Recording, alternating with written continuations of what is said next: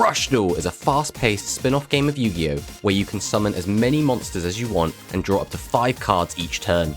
In this series, me and the TheDrAlex progress through each Rush Duel product release and build decks with whatever cards were available at that time. We have been drafting characters from the Yu-Gi-Oh! 7's anime and have exclusive access to those characters' boss monsters, and will continue to draft characters from the Yu-Gi-Oh! Go Rush series. Join us as we continue to battle it out in this series, Rush Duel Character Draft.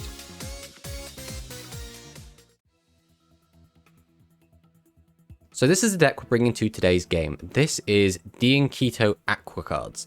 So we're kind of leaning away from the Kappa Emperor River Slider cards just because they're very specific. They are very anti-normal monster, and we can't guarantee Alex is going to be on a normal monster deck, so we put more of our anti-normal monster cards into the side. But this does open us up to a few more viable strategies.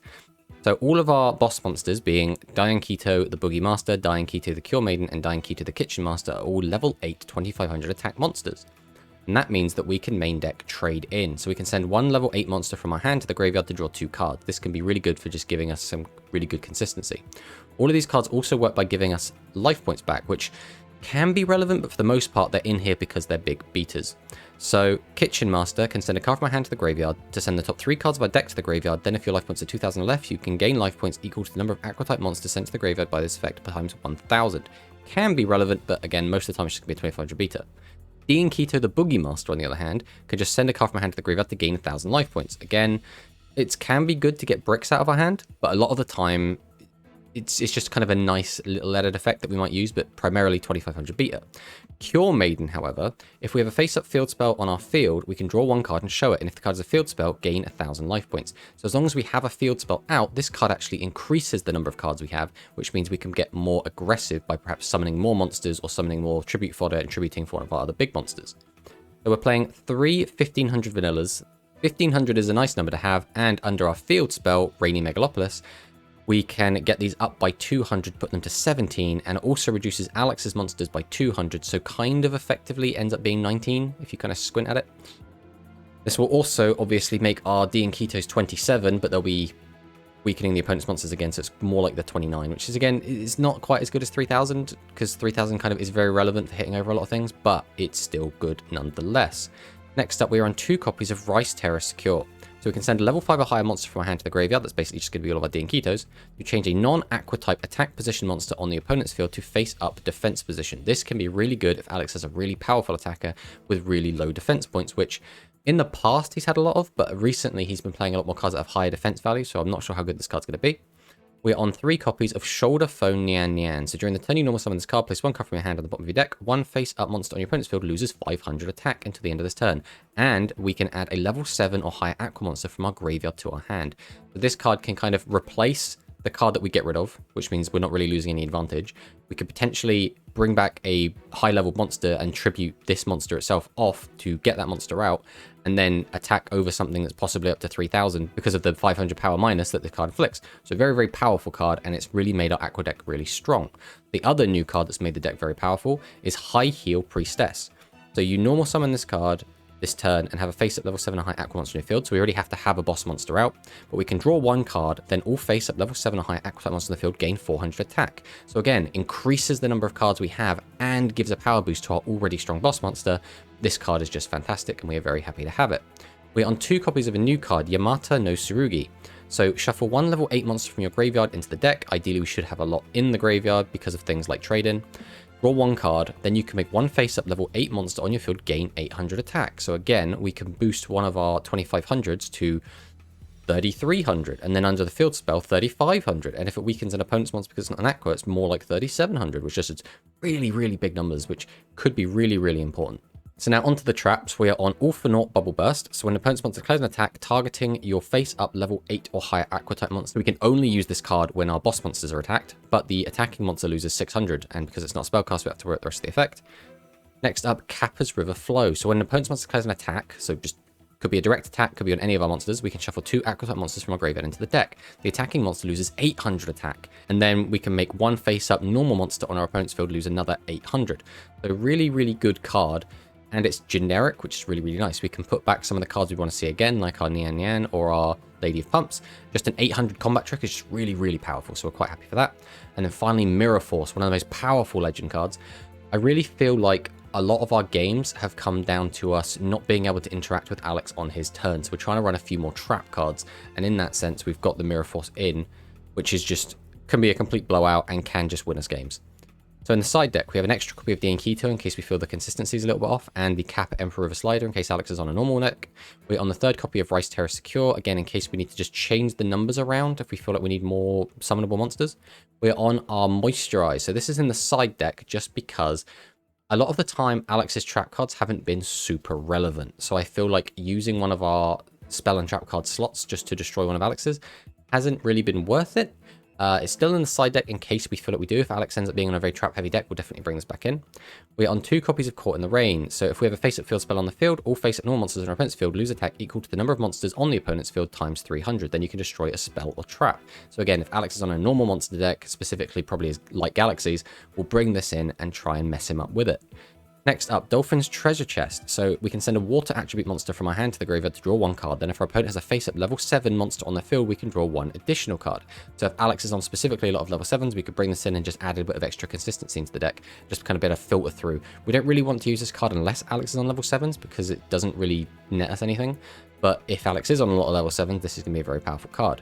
Next up, we are on 3 copies of Hard Defense Mission. Again, when an opponent's level 8 or lower monster with 2500 or more original attack declares an attack, we can destroy the attacking monster. A lot of the new boss monsters in Go Rush have 2500 base power, although there are a few that do not, including a lot of the ones from the latest Strongest Battle decks. But if Alex is on those 2500 beaters, we will be bringing this in, and hopefully we can use this to just get rid of some of those big annoying cards. And then finally, Crisis at the Sacred Tower. So when your opponent normal summons a level 7 or higher monster, we can change 1 face-up level 8 or lower effect monster on our opponent's field to face-down defense position.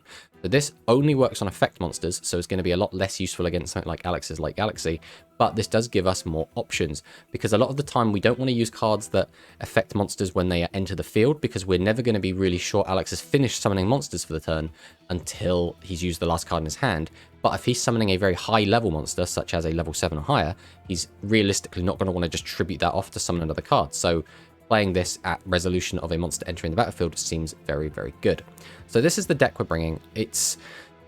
I feel quite confident. We've won with the Aquas a lot in the past, and I'm feeling this deck is still quite strong. It really depends what Alex brings, but I'm feeling good about this. So let's jump into the game and see if we can't destroy Alex.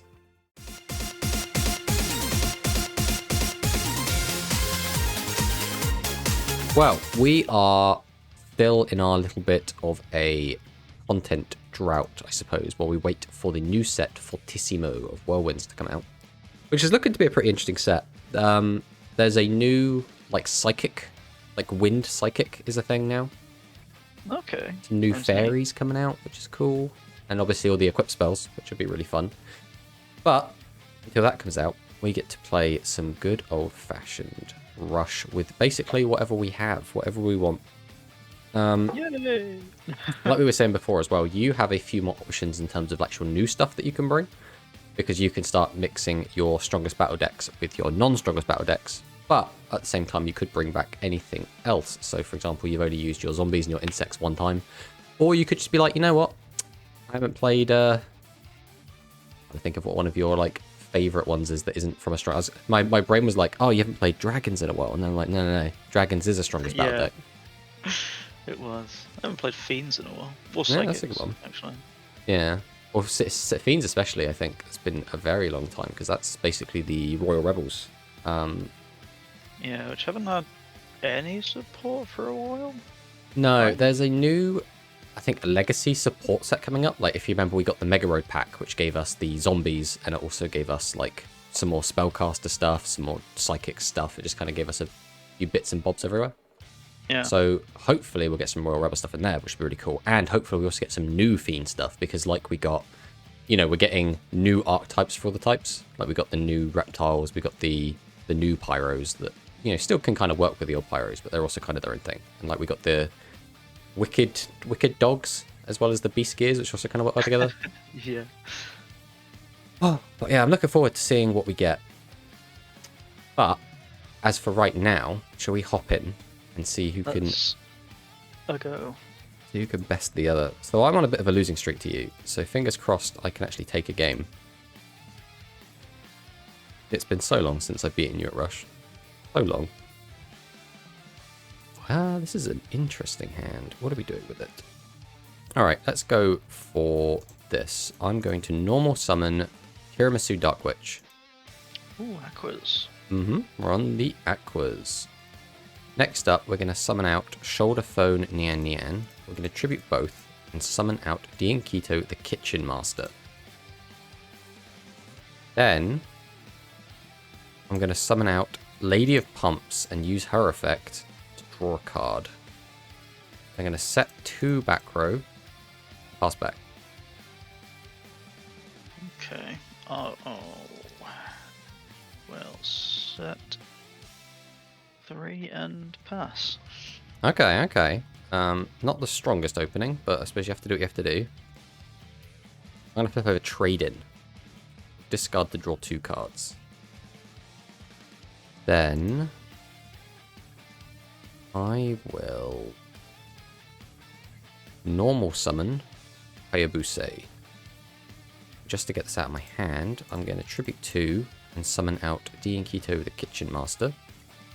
We'll then set 2 back row, go to battle, and see if we can't get in for 5k. Alright, well, fingers crossed you draw out of this break. I do. Methyl. Okay, so we're on the Pyros. Dr. Red Row. Okay. Tribute 2 for Analyze Folgisten. Yeah, this is a interesting one. I think it looks sick either way.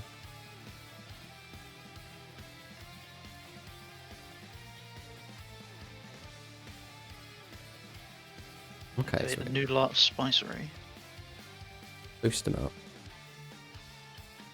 And then walk into my trap. Yeah. And I assume, since those 2 back row didn't do anything last turn, this is going to just be a quick one. That's game. Alright, well, let's see if game 2 is a little bit more eventful.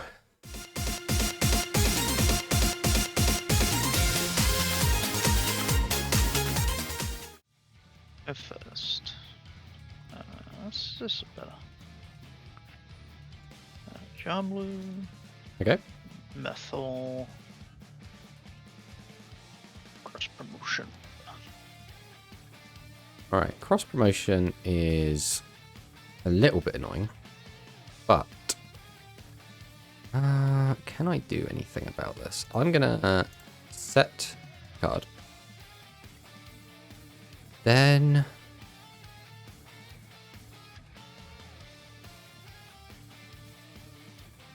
I think I'm gonna have to do this. I'm gonna set 2 and Field spell. am I setting this as well is the question. Yes, I'm gonna set this as well. I'll pass back to you.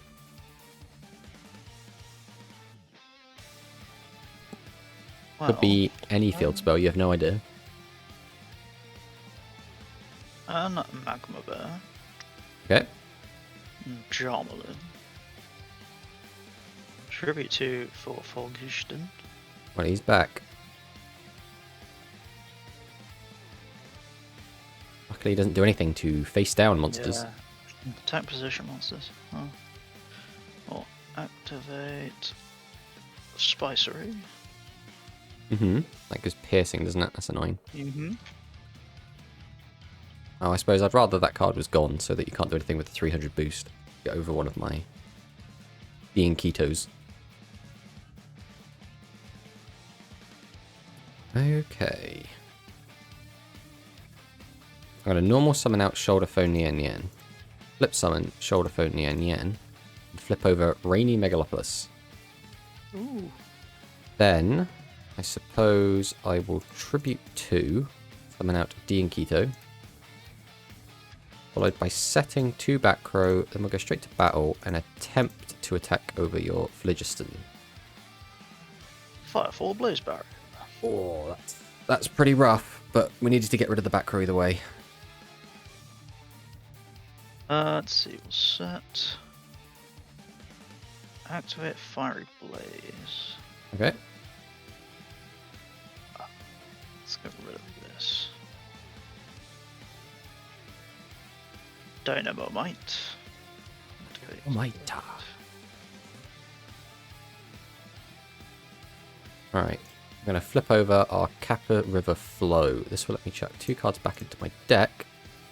In exchange, I can weaken one of your monster's attack.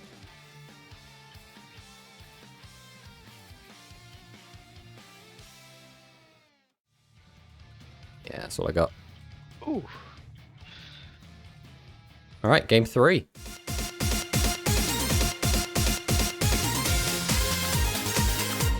Alright. I will go first. See what we open. Okay. So I will start with the 2 Miss Dark Witch and Hayabuse. Then we will be tributing both for D and Keto. Setting a back row and passing. Let's see. Dr. Robe. And Magma there. Okay.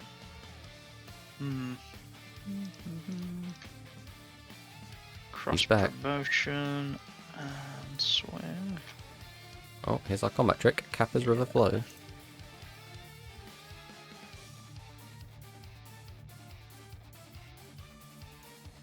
Especially good against normal monsters. Yeah, ain't it just? Sounds a little bit tricky. I suppose either way I'm summoning this.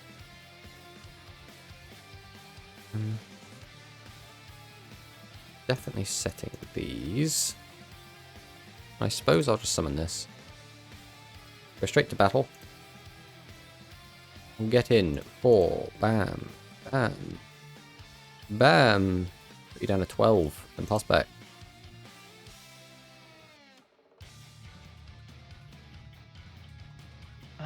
Let's see. Octal. Ethel. Mm-hmm. Tribute 2 for Doki Doki Hexenhouse. Okay, so Hexenhouse brings back promotion. Oh, I do have 2 back row. That's the problem here. Indeed. I always struggle sometimes as to whether I should just not attack in Rush. You know, like, I could attack now, but if he does have a trap card, I just kind of lose. But then if I don't attack, he might just have an out anyway. Yeah. Activate Spicery. Go to battle.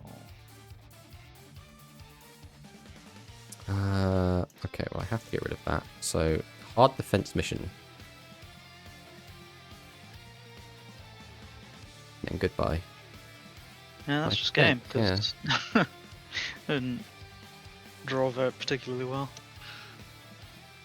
Yeah, your deck looks like it has a lot of decent plays it can make, and obviously you took that game too really easily. So I assume you're not on Chemicalized Salamander then, if you're on Hexenhouse and Cross Promotion and Phlogiston. No, he's in the deck. Oh, damn. How many high tribute monsters are you playing? 10. 10's not bad. I think I'm on 8, but I have 2 in the side in case I want to bump it up to 10. So what your ratios? I assume you're on what, 2 Hexenhouse? Yeah, 2 Hex and 2 Cross Promotion, 3 of Salamander and Phlogiston. Yeah, with your new combat trick is actually horrifically scary because it's, what is it? It's 400 per card sent, so it's up to 1200. I think in that last one it hit me for at least 800. I think you might have even hit all 3 pyros in the last game. Either way, you completely wrecked me with it. Yeah. But yeah, those I'm still not 100% sold on Phlogiston, to be honest. Like, I think he's a cool card, and like aesthetically, I think he looks really cool. His effect seems very specific, you know? I don't know what your opinion of it is. Yeah, it's kind of tricky, isn't it? Yeah. Probably not going to get off that often. I do think, though, aesthetically, all of the new Pyro cards are really fucking cool. Yeah. I'd really like to use them myself. So, you know, if at some point we do like tradesies down the line, just saying. Right, but yeah, GG, man. GG.